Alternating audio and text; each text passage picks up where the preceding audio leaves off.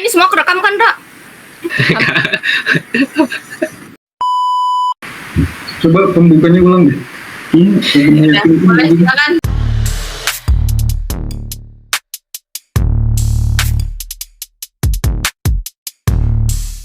Oke, kami dari kelompok 6 ingin mempresentasikan hasil kinerja dan makalah yang kita buat dari hasil penelitian pengaruh total aset dan hutang terhadap laba rugi. Saya Ari Kurniawan dengan NIM 63230621. Saya Salsabila Maharani dengan NIM 63230859. Saya Muhammad Raya Natala dengan NIM 63230884. Saya Zahra Amalia Putri dengan NIM 63230973. Pertama, buka dulu SPSS-nya. Setelah itu, ini sudah ada data yang kami kumpulkan, langsung saja di copy data yang sudah di-learn. Kemudian, balik lagi ke SPSS-nya. Isi bagian variable view. Pada kolom name, diisi X1, X2, dan Y. Untuk desimalnya, di-nolkan semua.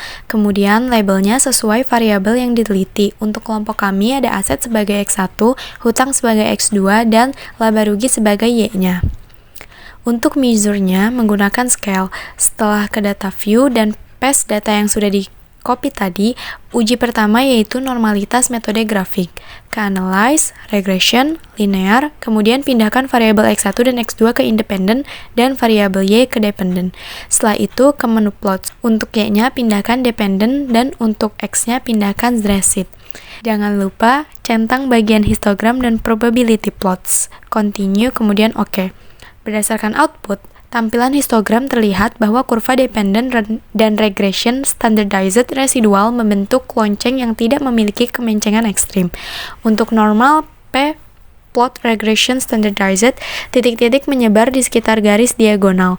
Meski ada yang memiliki jarak, namun jaraknya tidak jauh dari garis diagonal tersebut, sehingga berdasarkan kedua grafik ini, data terdistribusi normal. Selanjutnya, metode Kolmogorov-Smirnov. Ke analyze, regression, linear, menu save, centang yang standardized pada residual, continue, OK. Langsung balik lagi ke data view. Di situ udah ada ZRE1. Ke analyze, non-parametric test, legacy dialogs, pilih satu sampel KS, pindahkan yang standardized residual ke tes variable list. Kemudian OK. Berdasarkan uji normalitas metode KS, nilai asymptotic to tilet sebesar 0,200 memiliki nilai lebih besar dari 0,05. Hal ini menunjukkan bahwa data yang dikumpulkan terdistribusi dengan normal. Selanjutnya, uji multikoliniaritas. Yang pertama ke analis, kemudian regression linear, ke menu statistik, centang part and partial correlation, dan collinearity diagnostik, kemudian continue dan OK. Berdasarkan hasil uji multikoliniaritas, pada tabel koefisien dapat dilihat nilai tolerance variabel X1 dengan hasil 0,794 dan X2 dengan hasil 0,794 lebih besar dari 0,1. Kemudian nilai faktor variabel X1 1,260 dan X2 sebesar 1,260 kurang dari 10. Dari nilai tersebut dapat disimpulkan bahwa tidak ada gejala multikoloniaritas sehingga tidak ada hubungan antar variabel bebas dalam mempengaruhi variabel terikat. Nah, selanjutnya kita masuk ke metode heterogenitas. Pertama, metode grafik. Kita masuk ke analyze, kemudian regression, kemudian ke linear, kemudian ke menu plots. Hilangkan centang pada histogram dan normal probability plots. Untuk Y-nya diisi dengan zrecit dan X-nya diisi dengan zepret. Kemudian continue dan OK. Berdasarkan uji heterogenitas, dapat dilihat bahwa titik-titik pada grafik scatter plots menyebar secara acak dan tidak membentuk pola tertentu, sehingga dapat diartikan bahwa sampel yang digunakan terbebas dari gejala heterogenitas atau sampelnya bersifat homogen. Selanjutnya metode Glaser, kita pilih ke Analyze, kemudian Regression, ke Linear, dan ke menu Save. Hilangkan centang pada standardized pada residual dan centang yang antar dz, kemudian continue dan OK. Akan muncul kolom res 1. Kemudian ke transform, pilih komputer variabel, ketik abbreviate pada target variabel, pindahkan antada dz ke residual ke number expression, kemudian tambahkan ABS dan beri tanda kurung pada res 1. Pilih all pada function group dan ABS pada function and special variable. Klik OK. Akan muncul kolom abbreviate, ke analyzed, ke regression, ke linear, dependennya diganti menjadi abbreviate, kemudian OK. Berdasarkan uji dapat dilihat di tabel koefisien pada kolom sig variabel x1 memiliki sig 0,145 dan variabel x2 memiliki sig 0,980. Kemudian variabel memiliki nilai sig lebih dari 0,05 sehingga dapat disimpulkan bahwa tidak ada gejala heterogenitas atau sampel penelitian bersifat homogen. Menurut hipotesis penelitian kami, H0 diduga tidak ada pengaruh secara parsial X1 aset terhadap Y laba rugi.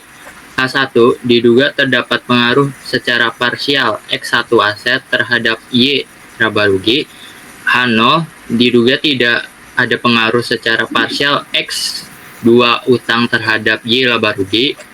H1 diduga terdapat pengaruh secara parsial X2 utang terhadap Y laba rugi. Secara simultannya, H0 diduga tidak ada pengaruh secara simultan X1 aset dan X2 utang terhadap Y laba rugi. H1-nya diduga terdapat pengaruh secara simultan X1 aset, X2 utang terhadap Y laba rugi.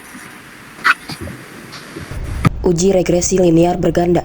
Untuk uji regresi linear berganda, ke analyze, lalu regression, linear, pindahkan variabel Y ke dependent dan variabel X1, X2 ke independent, kemudian ke menu statistik, centang R-square change, dan OK. Pada tabel model summary, di kolom R-square terdapat nilai sebesar 0,737.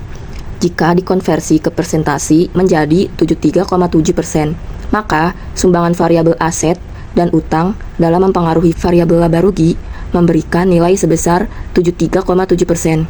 Kemudian 26,3% dipengaruhi oleh variabel lain di luar dari penelitian ini. Pada kolom F dan SIG pada tabel ANOVA dapat dilihat bahwa nilai F hitung sebesar 9,815 lebih besar dari F tabel dapat dilihat pada tabel F kolom DF2 sesuai di tabel dan baris ke-10 sesuai jumlah data yaitu 4,10. Hal ini menunjukkan bahwa seluruh variabel bebas atau aset dan hutang berpengaruh simultan terhadap variabel terikat atau laba rugi. Pada kolom T dan SIG pada tabel koefisien dapat dilihat bahwa nilai T hitung variabel X1 sebesar 0,469 lebih kecil dari nilai T tabel. Dilihat pada kolom PR 0,025 dan DF 0,050 di baris ke-10 sesuai jumlah data yaitu 2,22814 dan SIG lebih besar dari 0,05. Hal ini menunjukkan bahwa variabel X1 atau aset tidak berpengaruh positif dan tidak signifikan terhadap variabel Y atau laba rugi. Nilai T hitung variabel X2 sebesar 3,713 lebih besar dari nilai T tabel 2,22814 dan SIG lebih kecil dari 0,05. Hal ini menunjukkan bahwa variabel X2 atau hutang berpengaruh positif dan signifikan terhadap variabel Y atau laba rugi. Berdasarkan dari uji regresi linear berganda yang telah kami lakukan, pengaruh X1 terhadap Y, H0 diterima dan H1 ditolak. Untuk pengaruh X2 terhadap Y, H0 ditolak dan H1 diterima. Dan untuk pengaruh X1 dan X2 terhadap Y, H0 ditolak dan H1 diterima. Sekian dari kelompok kami. Mohon maaf bila ada kesalahan, soalnya baru pertama kali hidup. Wassalamualaikum warahmatullahi wabarakatuh.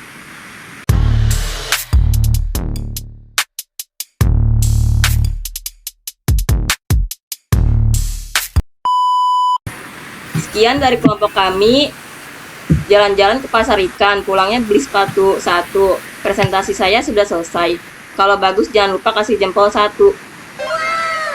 Nyambung nggak sih?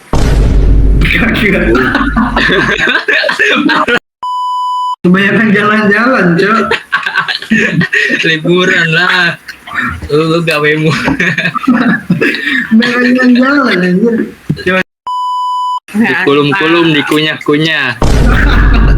Assalamualaikum semuanya. Gitu. Berarti gue yang salah emang. Iya, mungkin salah deh. Maklum lah ya. Mohon maaf jika ada salah, wajar, kita manusia bukan nabi boy. Udah kan? Dan Matiin ya. oke.